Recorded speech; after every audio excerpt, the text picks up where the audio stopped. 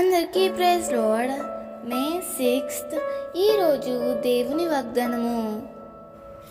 దేశము యొక్క ఉన్నత స్థలముల మీద నేను నిన్నెక్కించెదను. యెషయా 58వ అధ్యాయము 14వ వచనము. ఎవరైతే ప్రభు చిత్తానుసారంగా జీవిస్తారో వారి జీవితాలలో ప్రభు గొప్ప కార్యాలు చేస్తాడు. బానిసగా అమ్మబడిన యోసేపును ప్రభువు బానిసగానే ఉంచాలా?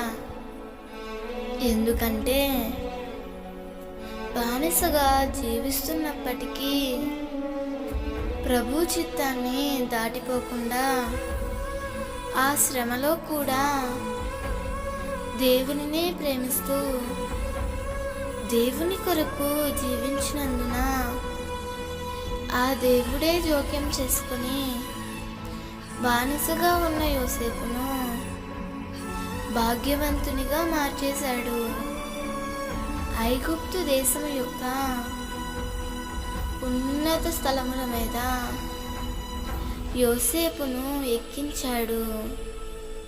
ప్రియమిత్రమా, నీవు కూడా నీ పరిస్థితులు ఎలా ఉన్నప్పటికీ దేవుని చిత్తానికి అప్పగించి నీ జీవితాన్ని ప్రభు చేతిలో పెట్టినట్లయితే నీవు ఆశించిన రీతిలో దేశం యొక్క ఉన్నత స్థలముల మీద ప్రభు నిన్ను నిలుపుతాడు.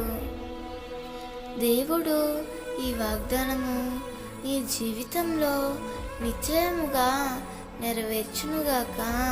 ఆమేన్.